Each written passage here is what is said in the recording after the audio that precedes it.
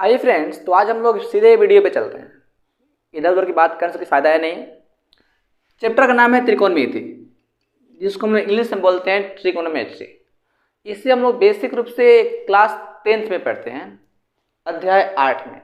और 8 और 9 चैप्टर जो है त्रिकोणमिति के अंतर्गत आते हैं। इससे पूरे एग्जाम में 20 मार्क्स का सवाल आता है, यानी कि आपके लगभग 5 मार्क्स जो है सवाल इसी से चले आते हैं।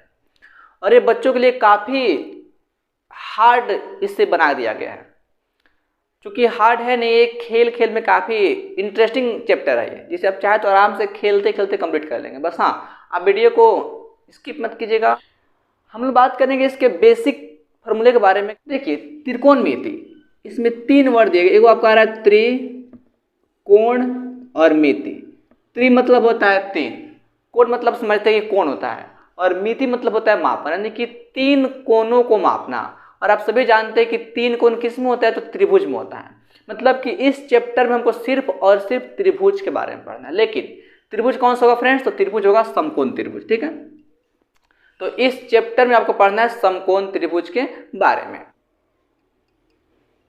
आप सभी जानते हैं कि वह त्रिभुज जिसका एक कोण 90 डिग्री का हो उसे हम कहते हैं समकोण त्रिभुज। ठीक है, अब देखिए, अब 90 डिग्री कहाँ बन सकता है? जहाँ पे किसी एक रेखा पे दूसरी रेखा लंबवत खड़ी हो, तो इसके बीच का जो कोण बनता है आपका, यहाँ पे जो कोण बनेगा वो 90 का बनेगा। यानी कि जब एक रेखा पे दूसरी रेखा लंबवत खड़ी हो तो वहाँ पे जो एक कोण बनेगा वो 90 का बनेगा। ठीक है, तो ऐसा पाते कि यहाँ पे देखिए, आपको यहाँ पे कोण बन रहा है 90 डिग्री का। ठीक है, 90 डिग्री का।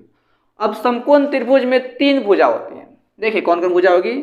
कर्म, जिसको हम H से इंडिकेट करेंगे, लंब, जिसको हम P से इंडिकेट करेंगे, और आधार, जिसको हम B से इंडिकेट करेंगे। ठीक है, तो लंब, कर्ण, आधार, ये 3 भुजा होती है समकोण त्रिभुज में।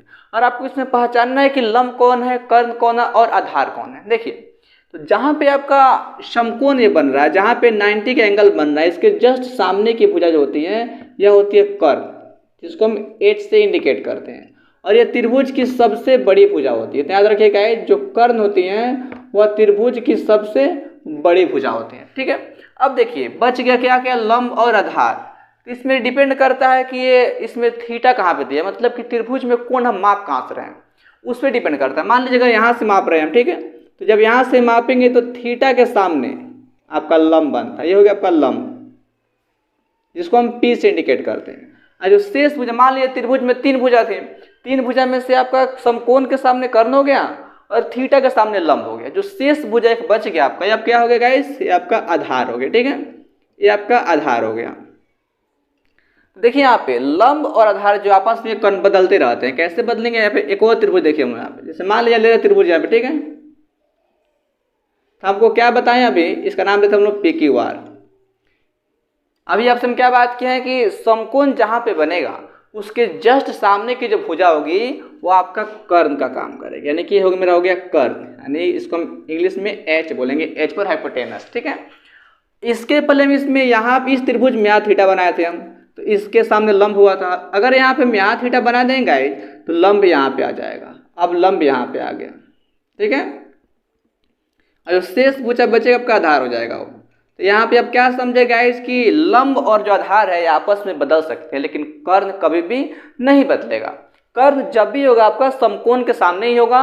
और लंब, आधार डिपेंड करता है कि लंब कहाँ बन रहा है। अगर लंब मान लीजिए यहाँ पे इस कोण पे थीटा बन रहा था, इसके सामने लंब बनेगा।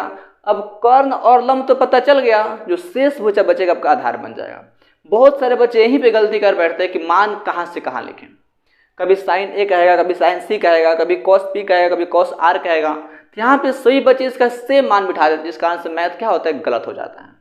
पहले आप क्या कीजिएगा, इसमें भुजा को पहचानेगा। अब गाइस क्या हम बात करते हैं कि जो कुछ त्रिकोणमितीय अनुपात होते हैं। ठीक है, त्रिकोणमितीय अनुपात,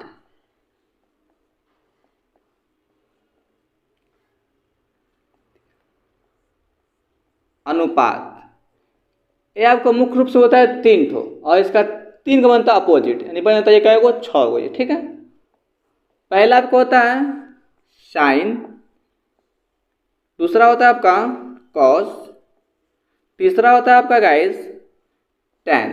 ठीक है, और फिर क्या बनता है, इस तीनों का 3 मतलब कि अपोजिट, उल्टा बन जाता है। तो साइन का उल्टा होता है कॉसेक, कॉस का होता है सेक, टैन का होता है कॉट। ठीक है, अब इसका अपना कुछ मान होता है, साइन का मान, कॉस का मान, टैन का मान, इसका अपना मान होता है। ऐसा अगर आपको बिना ट्रिक का लिखेंगे आप तो साइन का मान होता है आपका p/h, कॉस का होता है आपका b/h, टैन का मान होता है आपका p/b। इसका उल्टा चलेंगे यहाँ पे हम लोग तो कॉसेक हो जाएगा, क्योंकि कॉसेक जो है साइन का उल्टा है तो साइन का उल्टा मान हो जाएगा h/p। कॉस का उल्टा होता है सेक तो सेक का मान भी उल्टा हो जाएगा h/b। टैन का उल्टा होता है कॉट तो मान भी होगा उल्टा हो जाएगा फ्रेंड्स b/p। ये हो गया आपको नॉर्मल जो आपको याद करना पड़ेगा। अगर आप चाहते हैं कि आपको याद नहीं करना पड़े, बेसिकली इसको हम सूत्र पे मतलब ट्रिक पे याद कर जाएं, देखिए इसका ट्रिक क्या होता है गाइस। इसका सिंपल ट्रिक होता है पंडित बद्री प्रसाद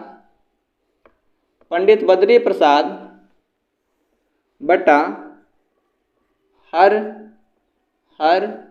बोले। ये आपका इसका ट्रिक हुआ,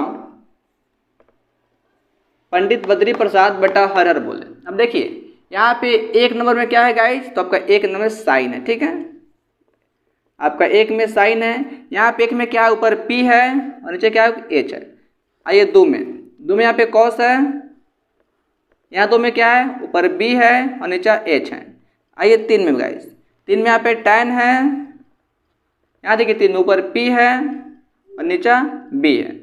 जब तीन का मान आप निकाल लेंगे तो बाकी जो तीन का अपोजिट जो बनता है, जिसका अपोजिट आपको निकालना बिल्कुल आसान हो जाएगा। इसी को पलट देंगे हम। मान लीजिए साइन का निकल गया तो कॉसेक के लिए पलट देंगे, कॉस का निकल दिया तो सेक के लिए पलट देंगे, और टैन का निकल गया तो कॉट के लिए इसको हम पलट देंगे। आने की आई होप कि जब आप सूत्र याद कर लेंगे पंडित बद्री प्रसाद बटा हर बोले, इस सूत्र पर आपको इस सारा का सारा मान आपको ऑटोमेटिक बैठ जाएगा, वो रटना नहीं पड़ेगा। आई होप कि सूत्र इतना भारी भी नहीं है, ट्रिक इतना भारी भी नहीं है जो आपको याद नहीं हो सके, आपको आसानी से याद हो जाएगा। ठीक है फ्रेंड्स, हम इसमें थोड़ा आगे बढ़ते हैं। फ्रेंड्स इसमें क्या होता है कि अब सभी का मान अपना अलग अलग होता है। जैसे हम लोग पहले पढ़ चुके हैं यहाँ पे कि यहाँ पे मान लीजिए कर्ण आपका है, इसके सामने आपका क्या होता है, लंब होता है, और जो बच गया आपका आधार होता है। ठीक है, इसमें सूत्र होता है गाइस कर्ण निकालने का। कर्ण स्क्वायर बराबर होता है लंब स्क्वायर प्लस आधार स्क्वायर। ठीक है, अब चूंकि इतना बड़ा बड़ा हम नहीं लिखते, इसको हम लेते हैं इसका संकेत के रूप में। तो कर्ण का होता है h, तो h स्क्वायर बराबर p square plus b square. हम केवल h का मान निकालना पड़ेगा कहीं, तो क्या करेंगे, h इक्वल टू जो स्क्वायर है बराबर की तरह का रूट बना लेगा, तो p square plus b square. कहीं p निकालना पड़े root under h square minus b square, कहीं b निकालना पड़े root under h square minus b square. यह हुआ आपको लंब कर्ण और आधार निकालने का सूत्र। जब तक इतना आप नहीं जानते अब मैथ आगे नहीं बढ़ा पाए, क्योंकि अभी जितना आप पढ़े सबके सब बेसिक्स है। जैसे मान लीजिए आपके यहाँ पे कोई क्वेश्चन दिया गया है, यहाँ पे एक क्वेश्चन मिल गया आपको, suppose that ABC 10 centimetre 6 centimetre, तो हमको AB बराबर वाट। अब देखिए इसमें पहले लंब कौन है, कर्ण कौन है और आधार कौन है। हम पहले क्या बात किए गाइस कि जो समकोण होता है, समकोण के जस्ट सामने की भुजा कर्ण होती है। मतलब कि आपका कर्ण AC, ये आपका कर्ण है। ठीक है, ये दिया गया आपको 10 सेंटीमीटर।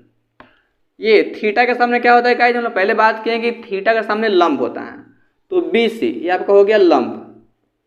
ये दिया गया आपको कितना, 6 सेंटीमीटर। अब वो क्या निकालना है, AB। अब एक त्रिभुज में तीन ही भुजा होते हैं, लंब कर्ण और आधार। आपका कर्ण और लंब दे दिया है, क्या निकालना है, इसका आधार निकालना है। यानी कि आपका AB हो गया आधार, और आधार को हम B से इंडिकेट करते हैं, आप सभी जानते हैं। तो हमको B का हमको मान बिठाना, ठीक है, B का हमको सूत्र को फॉलो करना है। तो B का सूत्र क्या होता है, root over h square plus B square, यानी कि root over H square plus minus P square. आपका एच का मान इसमें कितना देख लीजिए 10 है, तो रूट ओवर 10 का स्क्वायर माइनस पी का मान दिया गया 6, तो 6 का स्क्वायर। आप सभी जानते हैं 10 का स्क्वायर 100 होता है और 6 का स्क्वायर 36, घट के आपका आएगा 64, और 64 जो आपका आएगा कितना का स्क्वायर होता है, तो 64 आपका होता है 8 का स्क्वायर, यानी मेरा जो ए बी का मान था वो 8 आ गया।